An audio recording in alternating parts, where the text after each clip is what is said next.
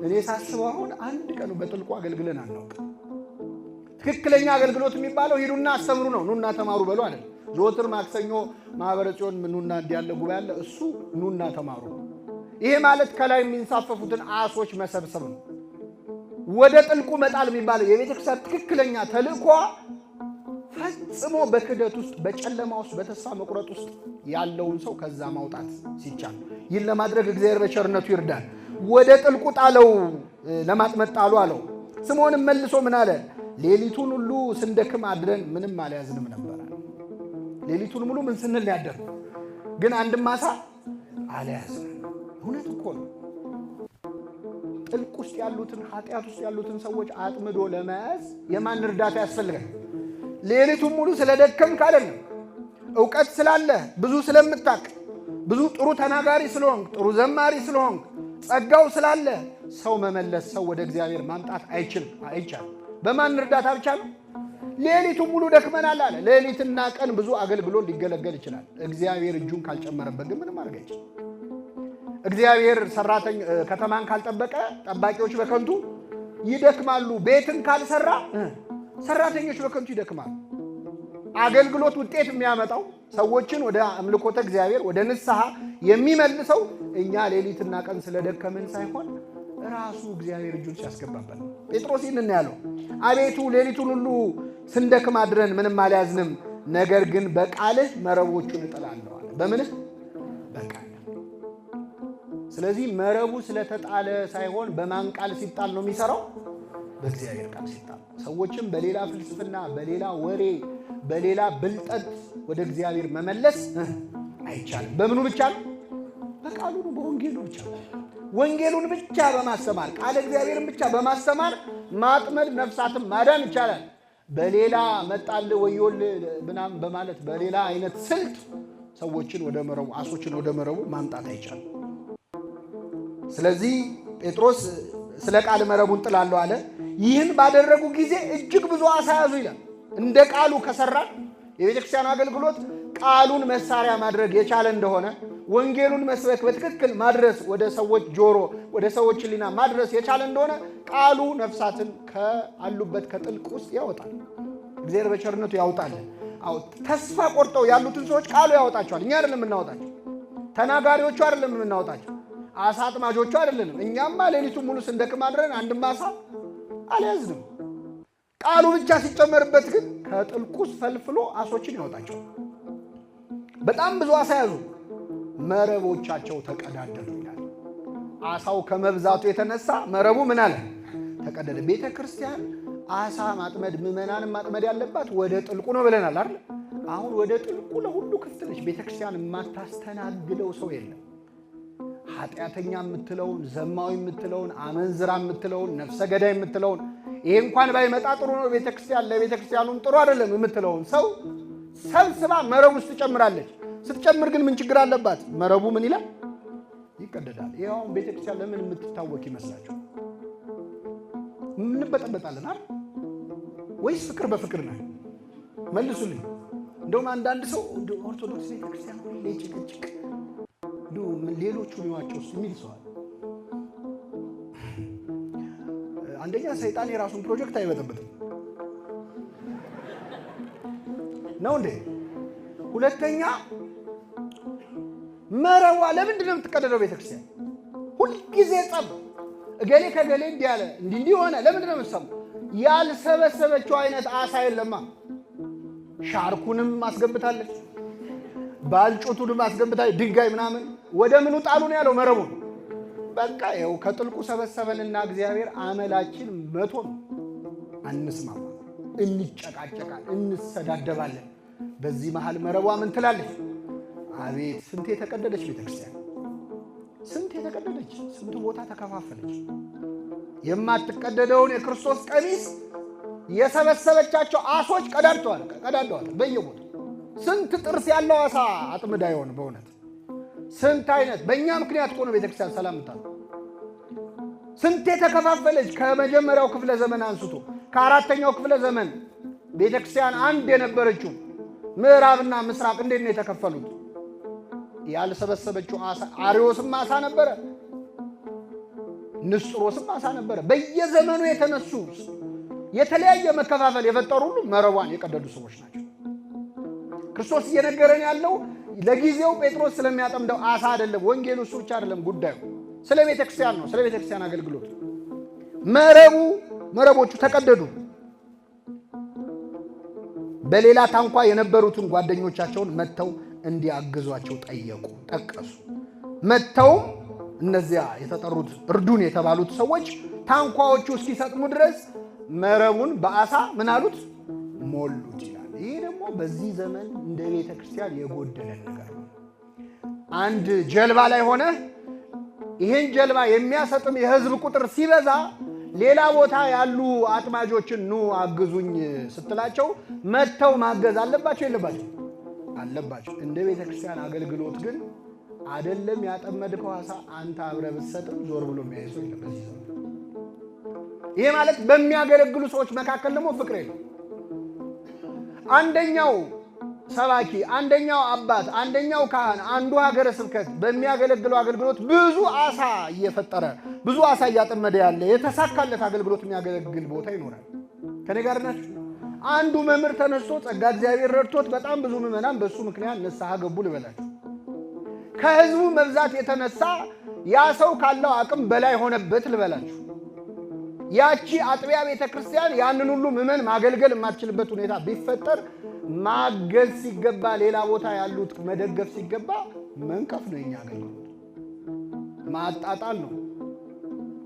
ከዛ ከአቅም በላይ ሆኖ ያ ያጠመደውን አሳ ማስተናገድ ያልቻለው ጀልባ የሰጠመ እንደሆነ እኛ እኮ ድሮም ብለን ነበር። የቤተክርስቲያን አሁን ክርስቶስ እንዴት ምዕመናንን ይሰብስብ ይጠራል? ምዕመናን እኮ መች አስቸግረዋል። አሶቹ መች መምጣት አቅቷቸዋል። አንስማማም፣ አሳ አጥማጆች አንስማማም። ብዙ አሶች ተጠምደው መልሰው ወደ ባህር የተከተቱ አሶች አሉ። ይሄ ማለት የሆነ ሰሞን በተገለገለ አገልግሎት፣ የሆነ ሰሞን በተሰበከ ስብከት፣ የሆነ ጊዜ በተዘመረ መዝሙር፣ የሆነ ጊዜ በተፈጠረ መነቃቃት ወደ ቤተክርስቲያን የመጡ ወደ መረቧ የገቡ ብዙ አሶች ነበሩ። እኛ ስንሻቆት አዩንና የማይሆን ከሆነ ብለው ወደ ባህራቸው ተመልሰው። አሳው ወደ ባህር ከሚመለስ ተስማምቶ ማገልገል ይሻላል አይሻልም? ይሻላል። አንዱ የአንደኛው አገልግሎት ላይ አቃቂር ሲያወጣ፣ አንዱ የአንዱ አሳ አጥማጅ አጠማምር ላይ ሲተች በጣም ብዙ አሶች መግባት እየፈለጉ መረብ ውስጥ በጥልቁ እየተሰቃዩ ያሉ አሉ። እግዚአብሔር በቸርነቱ ይመልሳቸው። እነዚህ ግን የተባረኩ አሳ አጥማጆች ናቸው። በእውነት መጥተው ምን አሏቸው? አገዟቸው፣ ረዷቸው። ስምዖን ጴጥሮስም ይህን ባየ ጊዜ በኢየሱስ ጉልበት ላይ ወድቆ ጌታ ሆይ እኔ ኃጢአተኛ ነኝና ከኔ ተለያለሁ ይላል። የአሶቹን መብዛት ሲያይ ይሄንን ሁሉ አሳ ወደ እኔ ጀልባ እንዲገባ፣ ወደ እኔ መረብ እንዲገባ እኔ ማን ነኝ ብሎ አሰበ። ኃጢአተኛ ነኝ አለ። የሚያገለግል ሰው ተአምኖ ኃጢአትን ማመን ይገባዋል። አይገባኝም እኔ ማለት ይገባል። እንዴት ይሄ ለኔ ይገባል አለ ጴጥሮስ። ከኔ ተለይ ጌታ ሆይ አለው። ክርስቶስ ግን እለያለሁ አላለው፣ አትፍራ አለው። ምን አለው? አትፍሩ ይበለን አምላካችን። አዎ ማለት ይሄ ሁሉ አሳ መጣ ብለህ ይሄ ሁሉ ህዝብ አለ ብለህ እንዳትፈራ እረዳሃለሁ። እኔ ከእንግዲህ ወዲህ አሳን ሳይሆን ሰውን አጥማጅ አደርግሃለሁ አለው። ስላጠመዱት አሳ ከእርሱ ጋር የነበሩ ብዙዎች ተደንቀዋል። እንዲሁም ደግሞ የስምዖን ባልንጀሮች የነበሩ የዘብዴዎስ ልጆች ያዕቆብና ዮሐንስም አደነቁ ይላል። ምን አሉ? አደነቁ። ማድነቅ የሃይማኖት መነሻ፣ እምነት የሚመነጨው ከማድነቅ ነው። ምክንያቱም ክርስቶስ ራሱ ድንቅ ስለሆነ ሕፃን ተወልዶልናል፣ ወንድ ልጅም ተሰጥቶናል፣ አለቅነት በጫንቃው ላይ ነው፣ ስሙም ድንቅ መካር ኃያል ይባላል። ድንቅ ነው። ስለዚህ ማድነቅ ስትጀምር ነው እግዚአብሔር ማምለክ የምትጀምር። ማድነቅ ስትጀምር ነው። እና ጴጥሮስን እዛ ፈርቶ ወደ ኃጢአተኛው ሰው መርከብ፣ ወደ ኃጢአተኛው ጀልባ፣ ወደ ኃጢአተኛው መረብ ይሄ ሁሉ አሳ እንዴት ይገባል ብሎ ሲጨነቅ የአሳው ነው የሚገርምህ። ከእንግዲህ በኋላ አሳ አጥማጅ መሆን ቀርቶ ምን አጥማጅ ትሆናለህ? ሰው አጥማጅ ትሆናለህ ብሎ ሾመው፣ አከበረው። ባከበረው በሾመው በ3 ዓመቱ ጴጥሮስ ምን አለ? አሳ ላጠምድ አቤት ተመልሶ ድሮ ስራው ማለት ነው። አሳ ላጠምድ እሄዳለሁ አለ። ሰው ለማጥመድ ሲሰለጥን 3 ዓመት ሲማር ቆይቶ 3 ዓመት ሙሉ አሳ ለማጥመድ አልነበረም የተማረው። ሰው ለማጥመድ ነበር። እንዴት ማስተማር እንዳለባቸው እንደ ርግብ የዋህ ሁኑ፣ እንደ እባብ ብልህ ሁኑ፣ እንደ በግ በተኩላዎች መካከል ምን እላችኋል እልካችኋለሁ ብሎ አሰልጥኗቸዋል ክርስቶስ። አሁን ስራ መጀመሪያው ሰዓት ላይ ግን ጴጥሮስ ምን ላጠምድ እሄዳለሁ አለ? አሳ ላጠምድ እሄዳለሁ አለ። አንዳንዴ መንፈሳዊ ሕይወታችን ይዝልና ሰው ለማጥመድ ተጠርተን ወደ አሳ የምንመለስበት ጊዜ አለ። መንፈሳዊ አገልግሎት መተው ሲያምርማል፣ ሲታክት፣ ስትዝል ወደ ቀድሞ ስራው ሊመጣ በተስፋ መቁረጥ ሆኖ ጴጥሮስ ተናገረ። አብረው ደግሞ 7 ናቸው አጠቃላይ። ስምዖን ጴጥሮስና ዲዲሞስ የሚባለው ቶማስ፣ ከገሊላ ቃና የሆነ ናትናኤል፣ የዘብዴዎስም ልጆች ሌሎችም 2 በአንድነት ነበሩ። አጠቃላይ 7 ሆነው አሳ ላጠምድ እሄዳለሁ ሲላቸው እኛም ካንተ ጋር እንሄዳለን አሉት ይላል። እኛም ካንተ ጋር እንሄዳለን አሉት። ይሄ ምንድነው የሚገርማችሁ? አብዛኞቹ ከዮሐንስና ያዕቆብ እና ከጴጥሮስ ውጪ ሌሎቹ አሳ አጥማጆችም አሉ። እንደው ዝም ብለው እዛ ዳር ቁጭ ብለው ውሃ ሊያንቦጫርቁ ካልሆነ ልምድም የላቸው። ግን እኔ ላጠምድ እሄዳለሁ ሲላቸው ጌታ ከሞተና ከተነሳ በኋላ ግራ ገብቷቸዋል። ሐዋርያት ወዴት እንደሚሄዱም ግራ ገብቷቸዋል። ወደ ገሊላ ቀድማቸዋለሁ ስለተባለው ነው እዛ የመጡት እና እኛም ካንተ ጋር እንመጣለን አሉት። ወጥተውም ወደ ታንኳይቱ በዚያች ሌሊት ምንም ማለት ነው። ክርስቶስ ስለ አሳ ማጥመድ ብቻ አይደለም የተናገረው። የቀረውን ላንብብላችሁና ይህን ተርጉመን እናበቃለን። ከኔ ጋር ናችሁ? እግዚአብሔር ከሁላችን ጋር ይሁን። በነጋም ጊዜ ኢየሱስ በባህር ዳር ቆመ። ደቀ መዛሙርቱ ግን ኢየሱስ መሆኑን አላወቁ። አሳ ሲያጠምዱ አደሩ። አንድም አሳ ምን አልያዙም። ከ3 ዓመት በኋላ ማለት ነው። ኢየሱስም ልጆች ሆይ አንዳች የሚበላላችሁን አላቸው። ኢየሱስም አንዳች የሚበላላችሁን አላቸው። የለንም ብለው መለሱለት። እርሱም መረቡን በታንኳይቱ በስተቀኝ ጣሉት ታገኛላችሁ አላቸው። ስለዚህ ጣሉት። በዚያን ጊዜ ከአሳው ብዛት የተነሳ ሊጎትቱት አቃታቸው። ኢየሱስ ይወደው የነበረው ደቀ መዝሙር ጴጥሮስን ጌታ እኮ ነው አለው። ስለዚህ ስምዖን ጴጥሮስም ጌታ መሆኑን በሰማ ጊዜ ራቁቱን ነበርና ልብሱን ታጥቆ ወደ ባህር ራሱን ጣለ። ሌሎቹ ደቀ መዛሙርቱ ግን ከምድር 200 ክንድ ያህል እንጂ እጅግ አራቁም ነበርና አሳ የሞላውን መረብ እየሳቡ በጀልባ መጡ። ወደ ምድርም በወጡ ጊዜ ፍምና አሳ በላዩ ተቀምጦ እንጀራ አዩ። ኢየሱስም አሁን ካጠመዳችሁት አሳ አምጡ አላቸው። ስምዖን ጴጥሮስም ወደ ጀልባይቱ ገብቶ 153 ታላላቅ አሶች ሞልቶ የነበረውን መረብ ወደ ምድር ጎተተው። ይህን ያህል ብዙ ሲሆን መረቡ አልተቀደደም። መረቡ ምን አላለ? አልተቀደደም። ኢየሱስም ኑ ምሳ ብሉ አላቸው። ከደቀ መዛሙርቱም አንድስ እንኳ አንተ ማነህ ብሎ ሊመረምረው የደፈረ አልነበረም፣ ጌታ መሆኑን አውቀው ነበርና። ኢየሱስም መጣና እንጀራ አንስቶ ሰጣቸው፣ እንዲሁም ዓሣውን። ኢየሱስ ከሙታን ከተነሳ በኋላ ለደቀ መዛሙርቱ ሲገለጥ ይህ 3ኛው ጊዜ ነበር። ስለ ቃሉ አምላካችን ስም የተመሰገነ ይሁን። ከ3 ዓመት በኋላ ድጋሚ በገሊላ ባህር አሳ ሲያጠምዱ ምን አላቸው? አገኛቸው ክርስቶስ። አሁንም ክርስቶስ እየነገረን ያለው ስለ አሳ ማጥመድ ከመሰለን የዋሆች ነው። የቅድሟ አሳ ማጥመጃ ባህር ዓለም ነች ብለናል አይደል? መረቧ ማን ነች? ወንጌል ነው አይደል? ታንኳይቱ ቤተክርስቲያን ነች። አሳ አጥማጆቹ ካህናት፣ አገልጋዮች ናቸው። ያን ጊዜ ያጠመዱት ወደ ምኑ ነበረ? ወደ ጥልቁ ነበረ። ስንት አሳ ያዙ?